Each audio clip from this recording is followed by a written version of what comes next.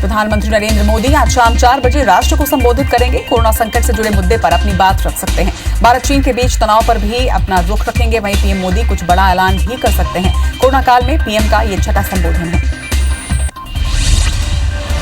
भारत चीन के बीच तनाव को लेकर सरकार ने बड़ा फैसला लिया है। सरकार ने सुरक्षा के मद्देनजर Chinese app TikTok, SHAREit, Beauty Cam समेत 59 एप्लीकेशंस को देश में बैन कर दिया है। टिकटॉक के लाखों फॉलोअर भारत में थे।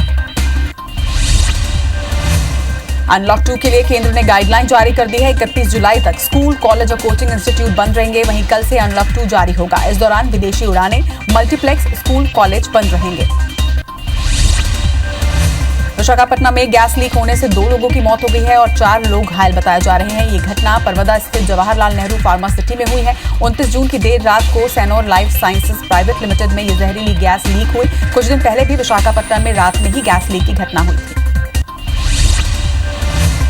कोरोना वायरस के गंभीर संकट के बीच एक अच्छी खबर है। भारत में कोविड-19 की पहली वैक्सीन कोवैक्सीन तैयार कर ली गई है। इस वैक्सीन को ह्यूमन ट्रायल की अनुमति मिल गई है।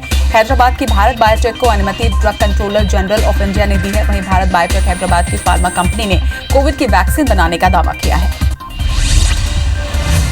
लद्दाख की गलवान घाटी में पिछले दिनों भारत और चीन के सैनिकों के बीच हुई हिंसक झड़प के बाद दोनों देशों के बीच तनाव को कम करने के लिए बातचीत का दौर जारी है। कोर कमांडर स्तर पर तीसरे दौर की बैठक आज होगी। बातचीत का एजेंडा स्थिति को सामान्य करने और वर्तमान गतिरोध को दूर करने के लिए ये चर्चा की जाएगी।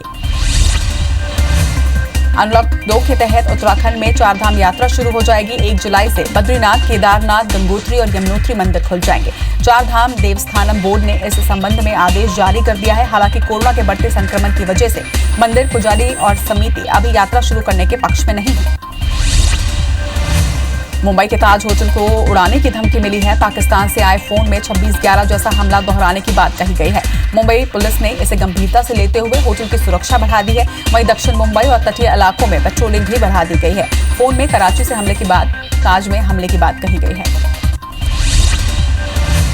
दुनिया भर में कोरोना के मामले बढ़कर अब करीब 1 करोड़ 4 लाख के पार हो चुके हैं। कुल मौत का आंकड़ा 5 लाख से ज्यादा हो गया है। वहीं पूरी दुनिया में 56,48,000 से ज्यादा मरीज ठीक भी हुए हैं। दुनिया में अमेरिका, ब्राजील और रशिया में सबसे ज्यादा मरीज सामने आए हैं। अमेरिका में कोरोना से अब तक 26,81,000 के करीब लोग प्रभावित हुए हैं। वहीं अब तक 1,28,000 से ज्यादा लोगों की मौत यहां हो चुकी है। वहीं लगभग 11 लाख से ज्यादा लोग स्वस्थ भी हुए हैं। कोरोना के मामले में रूस विश्व में तीसरे स्थान पर है। यहाँ कोरोना मरीजों की संख्या 6,41,000 के पार हो चुकी है। रूस में कोरोना से अब तक 9,166 लोगों की मौत भी हुई है। वहीं इलाज के बाद 4,03,000 से ज्यादा लोग ठीक भी हुए हैं। कोरोना के मामले में ब्राजील विश्व में दूसरे स्थान पर है। यहाँ कोरोना मरीजों की संख्या 13,70,000 के पार पहुंच चुकी है। ब्राजील में कोरोना से अब तक 58,000 से ज्यादा मरीजों की मौत हो चुकी है। वहीं एक दिन में 25,000 नए केस सामने आए हैं। वहीं इलाज के बाद लगभग 7,57,000 लोग स्वस्थ भी हुए हैं। देश में एक दिन में 18,000 से ज्यादा पॉजिटिव मिले हैं। कोरोना ने 5,67,000 का आंकड़ा पार कर लिया है। देश में अब तक 3,35,000 से ज्यादा मरीज ठीक हो चुके हैं। वहीं 17,000 के करीब लोगों की कोरोना के संक्रमण की वजह से मौत हो चुकी है। भारत में कोरोना के एक्टिव केस 2 लाख के पार हो चुके हैं। मध्य प्रदेश में कोरोना के कुल पॉजिटिव केस 13,509 पर पहुंच गए हैं। मध्य प्रदेश में 567 मरीजों की अब तक मौत हो चुकी है। तो वहीं अब तक प्रदेश में 10,208 से ज्यादा मरीज ठीक हुए हैं। प्रदेश में एक्टिव मरीजों की संख्या 2,500 को पार कर गई है। महाराष्ट्र में कोरोना के आंकड़े 1,69,000 को पार कर चुके हैं। अब तक 60,610 लोगों की यहां संक्रमण से मौत हो चुकी है। वहीं महाराष्ट्र में एक्टिव मरीजों की संख्या 73,000 के पार हो चुकी है। एक दिन में 5,257 नए मामलों की पुष्टि हुई है। वहीं मुंबई में मरीजों का आंकड़ा 76,000 हो चुका है। देश में गुजरात कोरोना के मामले में चौथे स्थान पर है। गुजरात में अब तक 32,000 कोरोना पॉजिटिव सामने आ चुके हैं। प्रदेश में अब तक 1,828 लोगों की इस संक्रमण से मौत हो चुकी है। वहीं 23,000 लोग कोरोना को हराकर डिस्चार्ज भी हुए हैं। वहीं एक दिन में 626 नए मरीजों की पुष्टि हुई है। तमिलनाडु में कोरोना मरीजों का आंकड़ा 86,000 को पार कर गया है। कोरोना से अब तक 1,141 लोगों की यहां मौत हो चुकी है। वहीं तमिलनाडु में एक दिन में लगभग 3,949 नए मरीज सामने आए हैं। वहीं 24 घंटे में 2,212 मरीज स्वस्थ हुए हैं। कोरोना पॉजिटिव केस मिलने में प्रदेश तीसरे नंबर पर है। देश की राजधानी दिल्ली में कोरोना मरीजों की संख्या 85,000 के पार हो चुकी है। अब तक 2,680 लोगों की यहां मौत हो चुकी है। वहीं दिल्ली में कोरोना से 56,000 से ज्यादा लोग ठीक भी हुए हैं। एक दिन में 2,084 नए मामलों की पुष्टि की गई है।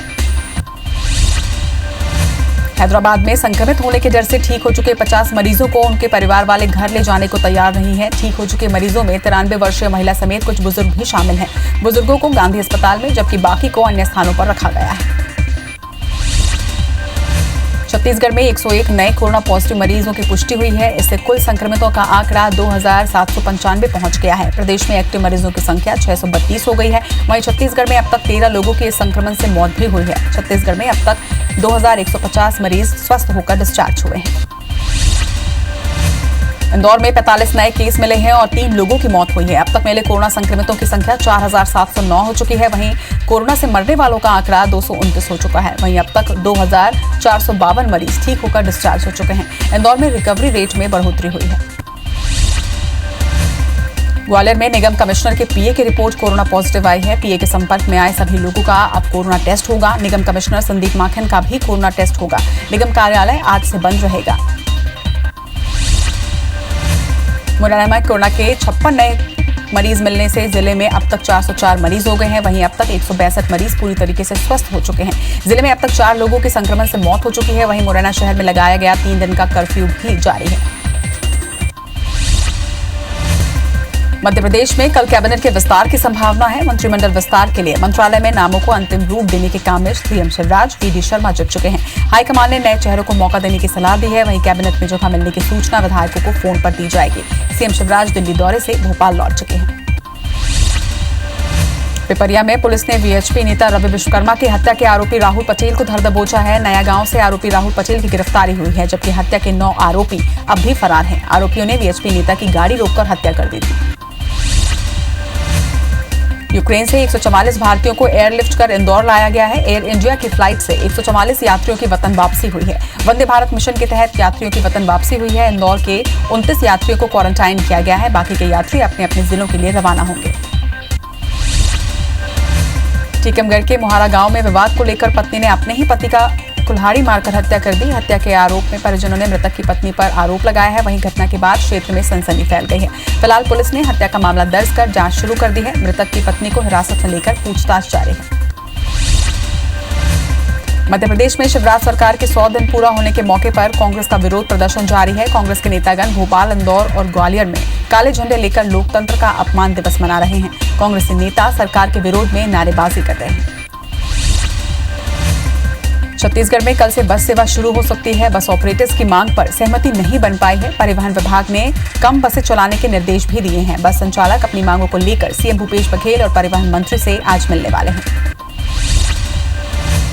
छत्तीसगढ़ के कई इलाकों में अगले 2 से 3 दिनों में भारी बारिश की संभावना है। बेमेतरा में 50 मिलीमीटर बारिश रिकॉर्ड की गई है। इसके अलावा कोरबा, जगदलपुर में रुक रुक कर बारिश होती रही। मौसम विभाग ने द्रोणिका के असर से पूरे छत्तीसगढ़ में मानसून की सक्रियता पर अलर्ट जारी कर दिया गया है। रायपुर में बारिश से तापमान गिरकर 32.2 डिग्री रहा। तेंदुपत्ता संग्राहकों को सीएम भूपेश बघेल ने सौगात दी है। सुकमा, दंतेवाड़ा और बीजापुर के ग्रामीणों को नगद भुगतान के निर्देश दिए गए हैं। कल सैकड़ों आदिवासियों ने कलेक्ट्रेट में प्रदर्शन कर विरोध जताया था। मामले की गंभीरता को देखते हुए उच्च अधिकारियों को सूचना दी गई थी।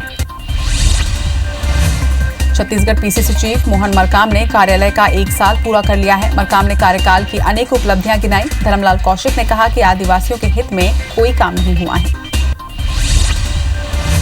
कोरोना संकट के बाद भी नक्सलियों की सक्रियता कम नहीं हुई है। बस्तर के अंदरूनी इलाके में नक्सली ग्रामीणों से बैठक कर रहे हैं। वहीं कुछ दिन पहले दक्षिण बस्तर में हजारों ग्रामीणों ने नक्सली कैंप में भाग लिया था।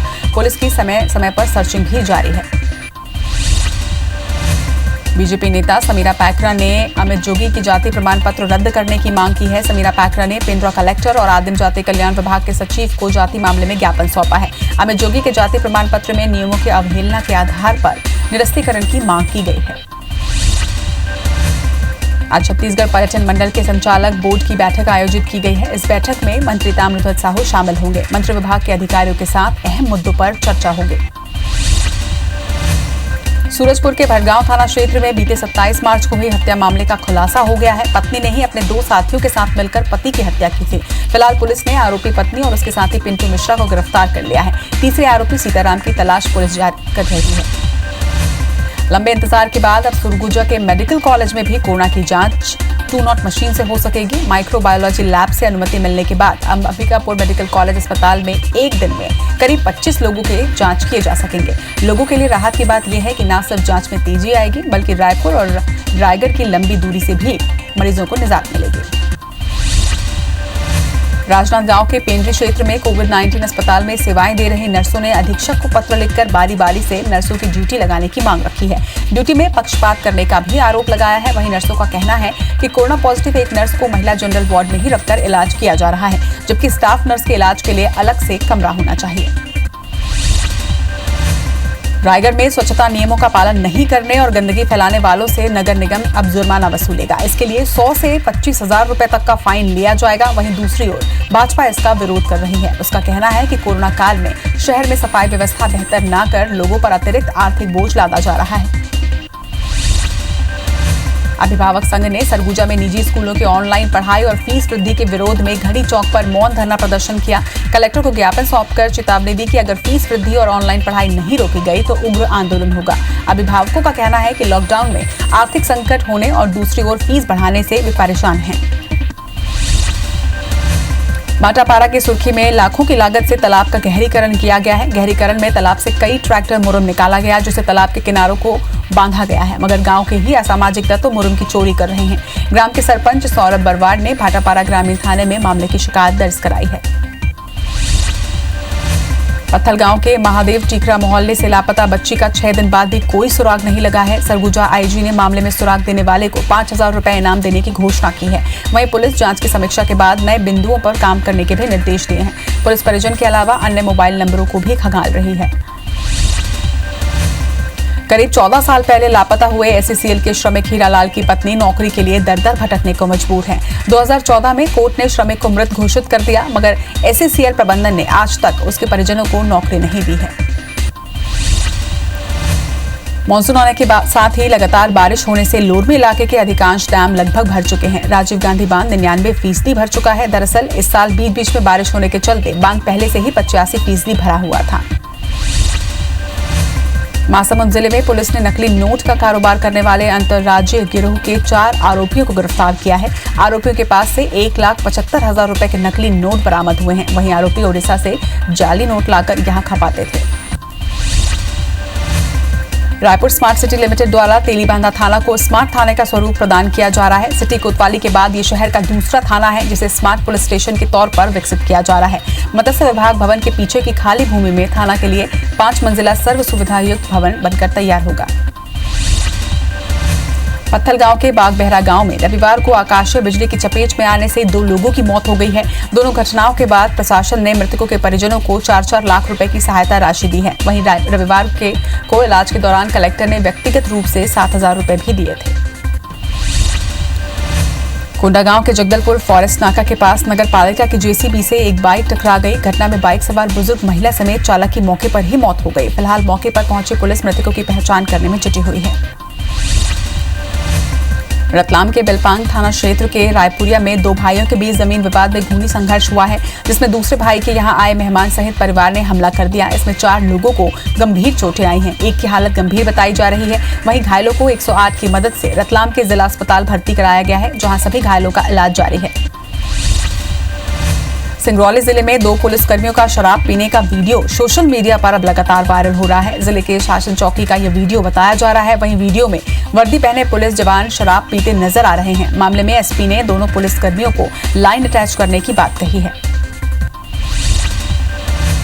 मंडला में एक युवक ने जिला पंचायत कार्यालय में घुसकर एक युवती पर धारदार हथियार से हमला कर मौत की घाट उतार दिया। जिला अस्पताल में इलाज के दौरान युवती की मौत हो गई। आरोपी छिंदवाड़ा जिले का रहने वाला बताया जा रहा है, जिसे पुलिस ने घेराबंदी कर गिरफ्तार कर लिया है। पुलिस के मुताबिक मामला प्रेम प्रसंग का है। छिंदवाड़ा के कुंडीपुरा थाना के धर्म टेकड़ी चौकी में चौकी प्रभारी के ऊपर भवन की छत का छज्जा गिरने से उन्हें गंभीर चोट आई है। उन्हें इलाज के लिए निजी चिकित्सालय में भर्ती कराया गया है। वहीं सूचना पर एसपी विवेक अग्रवाल निजी चिकित्सालय पहुंचे और चौकी प्रभारी का हालचाल भी जाना। डिंडौरी में सरपंच संघ ने मेहंदवानी जनपद पंचायत सीईओ गणेश पांडे को हटाने की मांग की है। इसलिए सरपंच संघ ने सांसद पंकज सिंह कुलस्ते को ज्ञापन सौंपा है। सरपंचों का आरोप है कि सीईओ सरकारी निर्माण कार्यों के पैसे से कमीशन की मांग करता है। कमलनाथ सरकार में राज्य मंत्री का दर्जा प्राप्त वैराग्य नंदगिरी यानी मिर्ची बाबा ने मुख्यमंत्री पर गंभीर आरोप लगाए हैं। मिर्ची बाबा ने आरोप लगाया है कि वो शिवराज सरकार के घोटालों को उजागर कर रहे हैं, इसलिए उनके सुरक्षाकर्मी छीने गए हैं। उन्होंने यहां तक कहा कि अगर उनकी जान जाती है तो उसकी सीबीआई जांच कराई जाए। एमपी उपचुनाव के पास आते ही कांग्रेस ने भी अपनी तैयारियां अब शुरू कर दी हैं। एमपी के कांग्रेस के सह प्रभारी संजय कपूर आज इंदौर पहुंचे। शहर के हाटपिपलिया, सांवेर और अन्य विधानसभा क्षेत्रों में कार्यकर्ताओं से उन्होंने चर्चा की। कपूर ने मंत्रिमंडल विस्तार को लेकर कहा है कि बीजेपी डर गई है, इसलिए अब मंदिर विस्तार में लगी हुई है। छिंदवाड़ा में महिला मोर्चा ने कांग्रेस विधायक शशांक भार्गव को लेकर कोतवाली थाने में एक ज्ञापन सौंपा है और विधायक के खिलाफ कार्रवाई करने की मांग की है। आपको बता दें कि विधायक शशांक भार्गव ने केंद्रीय मंत्री स्मृति ईरानी को लेकर आपत्तिजनक टिप्पणी की थी। बालाघाट के वारसिवनी थाने क्षेत्र के कुश्ती गांव में एक व्यक्ति की महिलाओं द्वारा चप्पल से पिटाई और उसके मुंह पर कालिक पोतकर जलील करने का वीडियो सोशल मीडिया पर वायरल हो रहा है। पुलिस के मुताबिक आरोपी व्यक्ति उधारी के पैसे मांगने के लिए महिला के घर गया था। पति के नहीं होने पर आरोपी ने उसे छेड़छाड़ की। इस पर महिला ने चप्पल से उसकी पिटाई कर दी। भगवान भोलेनाथ का सबसे प्रिय महीना सावन 6 जुलाई से शुरू हो रहा है। सावन महीने में उज्जैन में बाबा महाकाल की सवारी निकालने को लेकर पुलिस और प्रशासन के आला अधिकारियों ने सोमवार को महाकाल मंदिर और सवारी मार्ग का निरीक्षण किया। छोटे रूट पर ये सवारी निकलेगी, जिसमें श्रद्धालु शामिल नहीं हो पाएंगे। सिरमौर से बीजेपी विधायक दिव्यराज सिंह कोरोना पॉजिटिव पाए गए हैं। दिव्यराज सिंह राज्यसभा चुनाव के दौरान विधायक ओपी सकलेचा के सीधे संपर्क में आए थे। हालांकि उन्होंने खुद को 20 जून से ही आइसोलेट कर रखा है। जांच रिपोर्ट के बाद स्वास्थ्य विभाग ने रीवा किले को सील कर दिया है। इसके साथ ही किले के 35 कर्मचारियों को क्वारंटाइन कर दिया गया है। कोरोना संकट की वजह से मध्य प्रदेश के सभी विश्वविद्यालयों में यूजी और पीजी के छात्रों को जनरल प्रमोशन दिया जाना है, मगर जिन छात्रों के एटीकेटी हैं उनको लेकर असमंजस अब तक बना हुआ है। डीएवीवी के कुलपति डॉक्टर रेणु जैन का कहना है कि उच्च शिक्षा विभाग में एटीकेटी को लेकर जैसे भी दिशा निर्देश आएंगे वैसे ही किया जाएगा। सीधी जिले के करमजी थाना क्षेत्र में ट्रक पलटने से भीषण आग लग गई है। आग से ट्रक में फंसे व्यक्ति की जलकर मौत हो गई, वहीं एक को पुलिस ने बचा लिया है। घटना की सूचना मिलते ही पुलिस की टीम मौके पर पहुंची, मगर संसाधन की कमी के कारण आग पर तुरंत काबू नहीं पाया जा सका, जिससे ये घटना हुई। रतलाम में सब इंस्पेक्टर पर पत्थरों से हमला करने की घटना सामने आई है। डायल 100 ड्यूटी पर तैनात एसआई देर रात शिकायत पर डीजे बंद करवाने के लिए पहुंचे थे। इसी दौरान हमले में विजय सागरिया घायल हो गए। वहीं घटना के बाद से हमला करने वाले फरार बताए जा रहे हैं। घटना स्टेशन रोड थाना क्षेत्र के भोई मोहल्ले की बताई जा रही है। धार जिले के धर्मपुरी में आइसर बोलेरो में भिड़ंत में एक वृद्ध की मौत हो गई है। हादसे में 11 लोग घायल हुए हैं, जिसमें से 3 लोगों की हालत गंभीर बताई जा रही है। वहीं हादसे की सूचना मिलने पर पुलिस की टीम मौके पर पहुंची और घायलों को इलाज के लिए अस्पताल रेफर किया गया है। इधर धर्मपुरी पुलिस हादसे की जांच में जुट चुकी है।